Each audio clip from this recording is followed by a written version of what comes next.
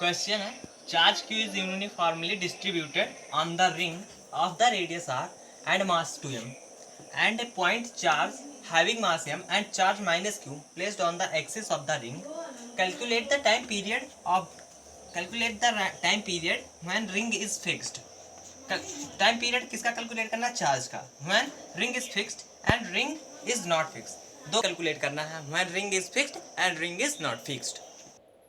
तो एक रिंग है जिसका रेडियस आर है और उसके एक्सिस पर हमने एक चार्ज पॉइंट चार्ज रखा है जिसका मास m है और उस पर चार्ज माइनस क्यू है और रिंग का मास 2m है. और ये केस है, केस पहला, रिंग जो है फिक्स्ड है. तो क्या करना है, हमें इसका टाइम पीरियड कैलकुलेट करना है. तो देखते हैं यहाँ पर इस पॉइंट पर अगर ये डिस्टेंस x मान लें और यहाँ से यहाँ पर इस रिंग के द्वारा इलेक्ट्रिक फील्ड अगर लिखा जाए तो इलेक्ट्रिक फील्ड कितना हो जाएगा? K capital Q x upon under root r square plus x square की पावर 3/2. ये होता है इलेक्ट्रिक फील्ड. अब इस पे जो चार्ज है इस पे फोर्स क्या लग रहा होगा? इलेक्ट्रिक फील्ड इस डायरेक्शन में और चार्ज माइनस क्यू है तो फोर्स अपोजिट लगेगा. इस पे भी फोर्स लगेगा इस रिंग पर, लेकिन रिंग क्या है? फिक्स्ड है. तो उससे रिंग फिक्स्ड है तो उसकी वजह से हिंज फोर्स भी आएगा जो उसी के बराबर होगा और वो कैंसिल आउट हो जाएगा. तो इस चार्ज पे से फोर्स लगेगा कितना? QE. चार्ज पे फोर्स कितना लगेगा? माइनस क्यू इंटू ई. यानी माइनस क्या बताता है? डायरेक्शन. इलेक्ट्रिक फील्ड का डायरेक्शन ये है तो फोर्स इस डायरेक्शन में लगेगा. तो फोर्स कितना लग जाएगा? QE हो जाएगा. फोर्स क्या हो जाएगा इस पर? Q इंटू ई. और Q की E की वैल्यू क्या है? KQX. तो क्या हो जाएगा? K capital Q x upon under root r square plus x square की पावर 3/2. ये हो जाएगा फोर्स इस पर.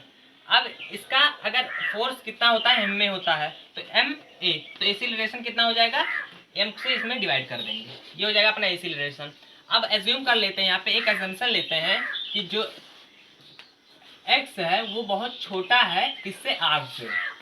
तो अगर r से छोटा है तो x बहुत छोटा है r से, तो x स्क्वायर भी और छोटा हो जाएगा. x स्क्वायर भी बहुत छोटा हो जाएगा x से और वो और छोटा हो जाएगा r से. तो यहाँ से हम क्या कर सकते हैं? इस वाली इस इक्वेशन में यहाँ पर हम x को निगलेक्ट कर सकते हैं. तो क्या हो जाएगा हमारा एक्सीलरेशन? क्या हो जाएगा हमारा? a इक्वल टू हमें मिल जाएगा q x upon m r की पावर r क्यूब हो जाएगा, क्योंकि हमने यहाँ पे x को नेग्लेक्ट कर दिया. तो ये किसके? a को हम लिख सकते हैं, एक्चुअली a को हम लिख सकते हैं omega square x. Omega square x क्या हो जाएगा? k capital Q x upon m r cube. यहाँ से x कैंसिल हो जाएगा और ओमेगा की वैल्यू क्या हो जाएगी? ओमेगा की वैल्यू हो जाएगी 2π/t. ये होता है और ये किसके बराबर हो जाएगा? Under root k Q x. यहाँ से x कैंसिल हो गया था अपॉन m r क्यूब.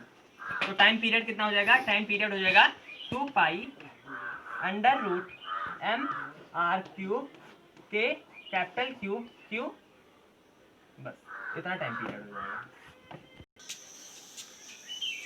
तो अब सेकंड केस देखते हैं. इस केस में रिंग जो है फिक्स नहीं है और रिंग, अब देखो पहले वाले केस में हमारा टाइम पीरियड आ गया था t equal to 2π under root m r cube upon K Q into Q. ये आ गया था. लेकिन अब इस केस में क्या है? रिंग फिक्स नहीं है. तो रिंग फिक्स नहीं है तो रिंग पे भी अपना कुछ जो इसकी वजह से इस पे फोर्स लगेगा उसी का एक्शन एंड रिएक्शन इस पे भी लगेगा. तो इस केस में कैसे करेंगे? इस केस में हम क्या करते हैं, कोई इस पे जो ऑब्जर्वर है इस पे बैठ जाता है. ऑब्जर्वर इस पे बैठ जाएगा और इस पे हम क्या कर लेंगे? स्यूडो फोर्स कंसीडर करके इस पे इसका टाइम पीरियड कैलकुलेट करेंगे. तो देखते हैं कैसे करते हैं. तो फोर्स अभी हमने देखा था कितना आएगा, इस पे फोर्स कितना लगेगा हम देखे थे. तो फोर्स क्या आया था हमारा? K Q x upon under root r square plus x square की पावर 3/2. और इसका डायरेक्शन कैसा था? इलेक्ट्रिक फील्ड के अपोजिट डायरेक्शन, क्योंकि यहाँ पे निगेटिव चार्ज था तो इस पे फोर्स ऐसे आ गया था और इस पे भी फोर्स. तो इसका एक्सीलरेशन कितना हो जाएगा?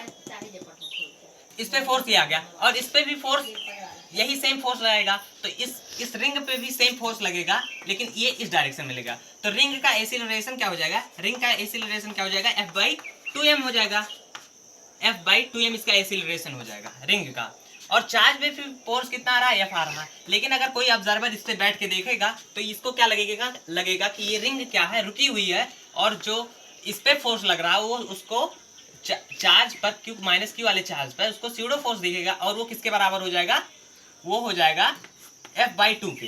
F/2 के कैसे हो जाएगा, क्योंकि इसका एक्सीलरेशन जो रिंग का एक्सीलरेशन है F/2m है, तो उसको इस चार्ज को अगर ऑब्जर्वर यहाँ पे बैठ के देख रहा है तो उसको लगेगा कि ये चार्ज F/2m एक्सीलरेशन से इधर आ रहा है, तो F/2m एक्सीलरेशन से इधर आ रहा है, ये एक्सीलरेशन है और इसका मास, चार्ज का मास कितना है, m है। तो इस पे जो फोर्स आ जाएगा, इसको जो दिखेगा स्यूडो फोर्स जो आ जाएगा F/2। तो अब इस चार्ज पर टोटल फोर्स पहले F लग ही रहा था और ऑब्जर्वर को दिख रहा है